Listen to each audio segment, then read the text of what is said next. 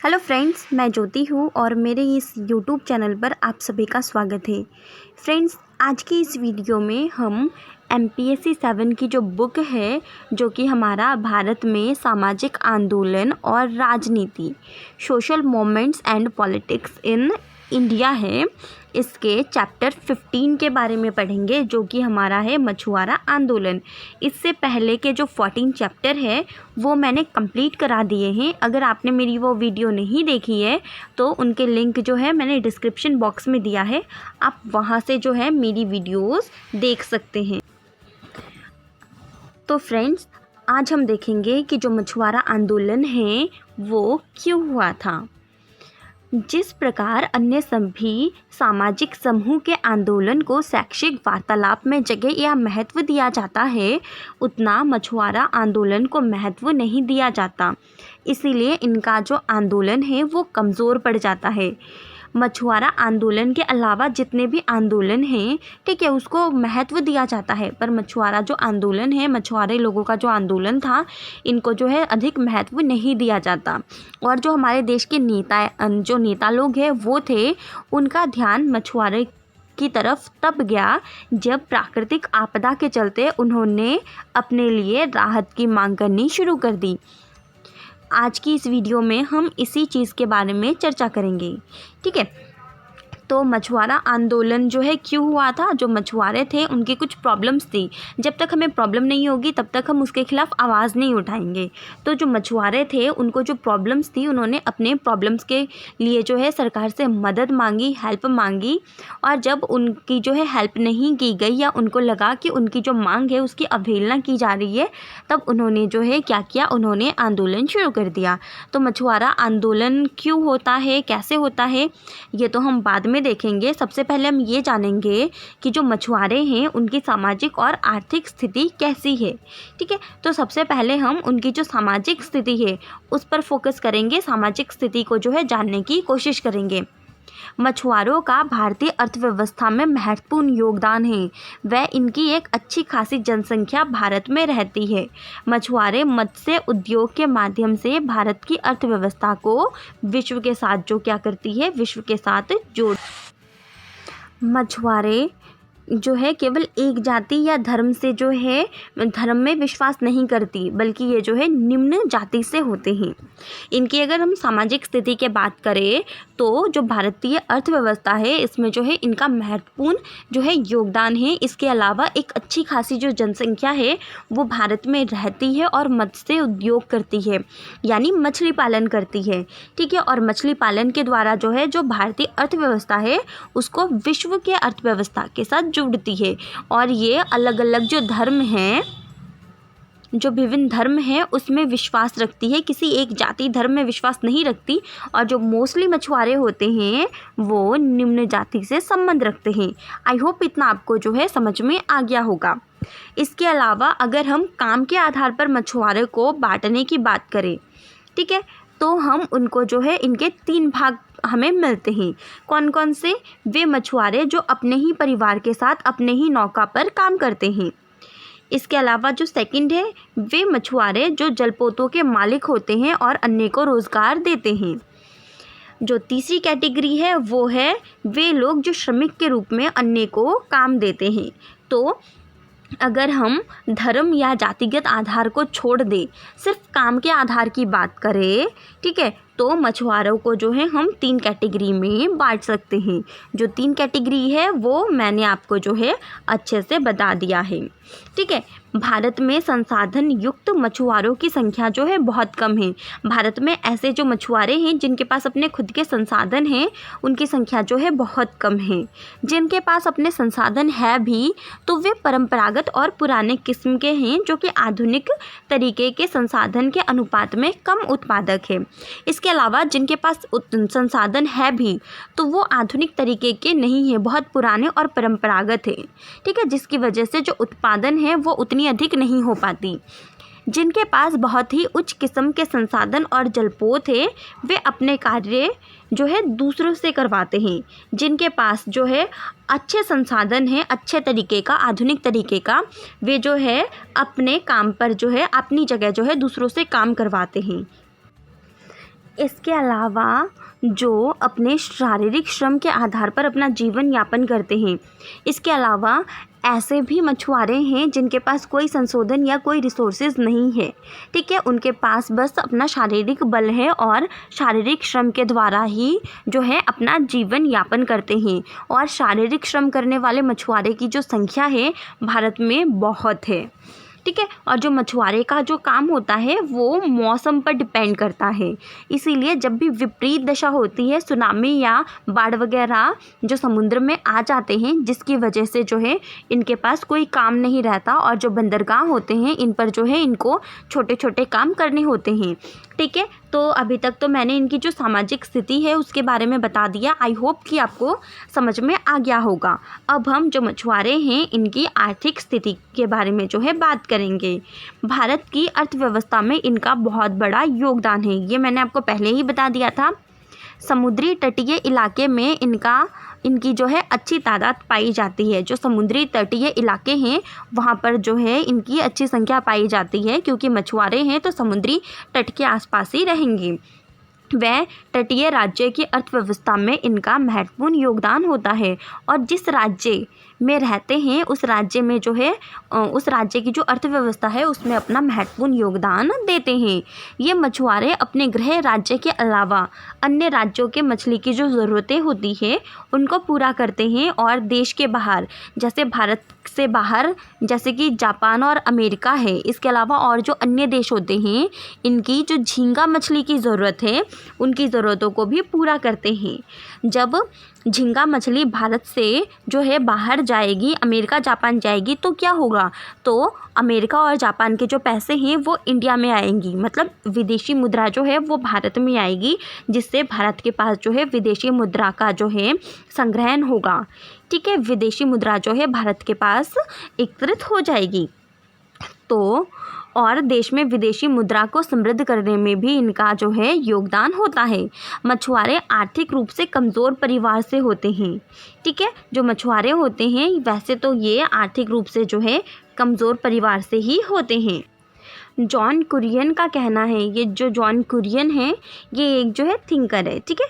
इनका कहना है कि तमिलनाडु के नागापट्टनम के मछुआरे काफ़ी अच्छी स्थिति में हैं, ठीक है। जो जॉन कुरियन हैं वो कहते हैं कि जो तमिलनाडु के जो मछुआरे हैं उनकी जो स्थिति है वो काफ़ी अच्छी है, वो कमज़ोर परिवार से बिलोंग नहीं करते। और इसके अलावा मछुआरे के अलावा जो अन्य वर्ग के लोग होते हैं, ठीक है, उनको भी उन लोगों से भी इनकी जो आर्थिक स्थिति है वो काफ़ी ज़्यादा अच्छी है। तो फ्रेंड्स, ये तो हमने जो मछुआरा आंदोलन है इसके जो सामाजिक और आर्थिक, ठीक है, जो सामाजिक और आर्थिक स्थिति है इसको जाना है। अब हम मछुआरे जो होते हैं उनकी जो प्रॉब्लम होती है, उनको क्या क्या प्रॉब्लम फेस करना होता है उसके बारे में पढ़ेंगे। मछुआरों का आत्मनिर्भर ना होना, जो मछुआरे होते हैं वो आत्मनिर्भर नहीं होते। क्यों नहीं होते? मछुआरे अपने जीवन यापन के लिए जो बिचौलिया होते हैं या धनिक वर्ग या फिर जो साहूकार होते हैं इस पर ही निर्भर करते हैं, जिस कारण उनकी जो प्रत्यक्ष पहुंच होती है वो बाज़ार तक नहीं हो पाती। जो मछुआरे हैं वो डायरेक्ट रूप से जो है बाज़ार तक नहीं पहुंच पाते, ठीक है। इसके अलावा जितना भी वो रोज़गार करते हैं, जितनी भी वो कमाई करते हैं, वो उनकी जो दैनिक जो एक दिन की जो ज़रूरत होती है उसको भी पूरा नहीं कर पाते, जिसके चलते ना चाहते हुए भी उन्हें प्रतिकूल अवस्था में, प्रतिकूल जो है स्थिति में जो है ऋण लेना पड़ता है, प्रतिकूल जो है शर्तों पर, ठीक है। जो मछुआरे हैं वो अपनी जितनी भी आमदनी होती है उससे अपनी जो दैनिक जीवन की जो ज़रूरतें होती है उसको पूरा नहीं कर पाते, जिसके चलते ना चाहते हुए भी कुछ शर्तों पर जो है उनको ऋण लेना पड़ता है।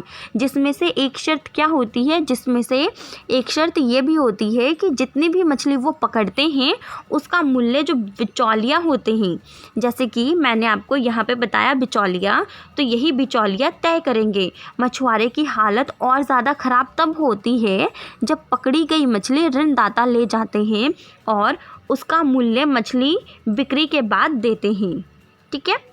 मछुआरों का पूरा परिवार एक ही काम में लगा रहता है, जिससे क्या होता है, इनको मछली पकड़ने के अलावा जो है और कोई काम नहीं होता। ठीक है, और कोई काम उनको नहीं आता। ठीक है, अगर उनको इसके अलावा कोई और काम नहीं आएगा तो विपरीत वातावरण में या विपरीत स्थिति में इनके पास कोई काम नहीं रहेगा, जिससे जो है इनकी स्थिति और बुरी हो जाएगी। इनके पास जो है कमाई का कोई रास्ता नहीं होता, जिसकी वजह से इनकी आर्थिक स्थिति जो है बहुत ज़्यादा खराब हो जाती है। नेक्स्ट है प्राकृतिक प्रकोप। जीवन यापन के लिए मछुआरे पूरी तरह से समुद्र पर निर्भर करते हैं। जैसे आपको मैंने पहले ही बताया कि जो मछुआरे हैं वो पूरी तरह से जो है समुद्र पर निर्भर करते हैं, और कभी कभी जब प्राकृतिक प्रकोप होता है जिसके कारण जो है इनका जीवन अस्त व्यस्त हो जाता है। एग्जाम्पल के लिए 1999 में उड़ीसा में जो है महासमुद्री तूफान आया था। इसके अलावा 2004 में जो सुनामी आई थी, जिन वजह से जो है इनकी जो हालत है बहुत ज़्यादा ख़राब हो गई थी। ठीक है, उसके बाद अगला है वैज्ञानिक प्रयोग और वैश्वीकरण। पहले मत्स्य उद्योग मशीन रहित नावों से किया जाता था। पहले जो है मत्स्य मतलब मछली पालन में जो है मशीनों का यूज़ नहीं किया जाता था, सिर्फ नावों से जो है मछलियाँ पकड़ी जाती थी। पर झींगा के उत्पादन में वृद्धि को ध्यान में रखते हुए, क्योंकि जो भारत से बाहर के जो देश है जैसे अमेरिका, जापान, यहाँ पर जो है जो झींगा मछली होती है इसकी मांग अधिक है। तो अगर जो विदेशी लोग हैं अगर वो मछलियों की अधिक मांग करेंगे, ठीक है, तो क्या होगा, अगर वो अधिक मांग करेंगे तो यहाँ से मछलियों की पूर्ति होगी, जिससे क्या होगा कि जो विदेशी मुद्रा है उसका भंडारण हमारे देश में होगा। तो इसी चीज़ को ध्यान में रखते हुए 1993 में नॉर्वे परियोजना के तहत मत्स्य उद्योग में व्यापक स्तर पर यंत्रों का जो है प्रयोग शुरू हुआ, ताकि झींगा मछली की जो उत्पादकता है उसमें वृद्धि हो सके, क्योंकि अमेरिका और जापान में उनकी मांग ज़्यादा थी। ये मैंने पहले ही बता दिया। विदेशी मुद्रा के भंडारण को ध्यान में रखते हुए सरकार ने मशीनीकरण को बढ़ावा दिया, जिससे मछली का सीमित भंडार खत्म होने के कगार पर आ गया, और ये जो उद्योग था इस उद्योग पर धनिक वर्ग का आधिपत्य हो गया। ठीक है, तो आई होप कि आपको इतना जो है समझ में आ गया हो। अब हम मछुआरे के जो नेतृत्व है, मछुआरा जो आंदोलन हुआ था इसमें किसने नेतृत्व प्रदान की, और मछुआरा संगठन के बारे में बात करेंगे। भारत में मछुआरा आंदोलन की शुरुआत दक्षिण भारत से हुई। वहाँ पर मछुआरा आंदोलन को पादरियों, नन्नों, बुद्धिजीवी वर्ग, सामाजिक कार्यकर्ता एवं भौतिक वैज्ञानिक का जो है नेतृत्व मिला। उनमें से अधिकतर मछुआरे परिवार से थे। ये जो नेतृत्व करता थे, ये जो है ज़्यादातर जो लोग थे वो मछुआरे परिवार से ही बिलोंग करते थे। वे सामाजिक और आर्थिक पारिस्थितिकीय मुद्दे से जुड़े गैर सरकारी संगठन के साथ मिलकर काम करते थे। और ये जो पादरी, नन, बुद्धिजीवी वर्ग, सामाजिक कार्यकर्ता जिन्होंने मछुआरे आंदोलन को नेतृत्व प्रदान किया, वे क्या करते थे, वे सामाजिक और आर्थिक जो परिस्थिति से जुड़े हुए मुद्दे थे, ठीक है, इसके अलावा जो गैर सरकारी संगठन होते थे उनके साथ मिलकर काम करते थे। जिसमें से कुछ फेमस लोगों के मैं नाम लूँगी, वो है father Thomas Kochery, father Puthenveed, father Arakkal, father Pharisavila आदि। ठीक है, इन लोगों ने जो है समय समय पर मछुआरा आंदोलन जो है को संगठित करने में योगदान दिया, मतलब मछुआरे आंदोलन को जो है नेतृत्व प्रदान किया, मछुआरे जो लोग थे उनकी हेल्प की। कुरियन को एक बुद्धिजीवी, ये भी जो है एक नेतृत्व करता थे मछुआरे आंदोलन का। कुरियन को एक बुद्धिजीवी सामाजिक कार्यकर्ता के रूप में याद किया जाता है। इसके अलावा ये एक जो है सामाजिक कार्यकर्ता थे। मछुआरे आंदोलन में कई नेता आगे चलकर खुद को राष्ट्रीय स्तर पर ले गए और ख्याति पाई। फादर कोचरी 80 के दशक के मछुआरे आंदोलन के सबसे शक्तिशाली नेता थे। केरल के त्रिवेंद्रम से काम शुरू किया। इन्होंने जो है अपना काम, जो फादर कोचरी थे, इन्होंने अपना काम जो है त्रिवेंद्रम से शुरू किया और 90 के दशक तक जो है एक राष्ट्रीय स्तर के नेता के रूप में इन्होंने जो है ख्याति अपनी प्राप्त कर ली थी। और आंदोलन में रहते हुए नेशनल फिशरमैन की जो है बागडोर संभाली। ये एक संगठन है, इसकी जो है इन्होंने बागडोर संभाली। इसके अलावा जो कोचरी थे, इनका जो है बहुत ज़्यादा प्रभाव था मछुआरे जो जाति के लोग थे उन पर। सबसे पहले 60-70 के दशक में मछुआरे आंदोलन को ग्राम, जिला, राज्य और राष्ट्रीय स्तर पर संगठित करने का जो है प्रयास किया गया था। ठीक है, उसके बाद 1963 में केरल क्विलोन ज़िले में जो है पहला संगठन बना था मछुआरों का। 80 के दशक तक अलेरपी, कोचीन, मालाबार और त्रिवेंद्रम में जो है क्या बने थे, ये जो मछुआरे हैं इनके लिए जो है संघ बन चुके थे।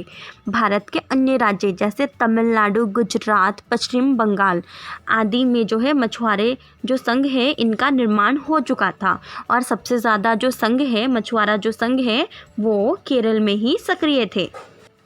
अब हम केरल में कुछ मछुआरे जो संघ है जिनका निर्माण हुआ था इसके बारे में पढ़ेंगे।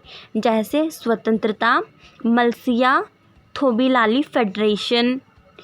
ये जो फेडरेशन था ये एक स्वतंत्र संघ था और किसी भी राजनीतिक दल से जो है इसका कोई संबंध नहीं था।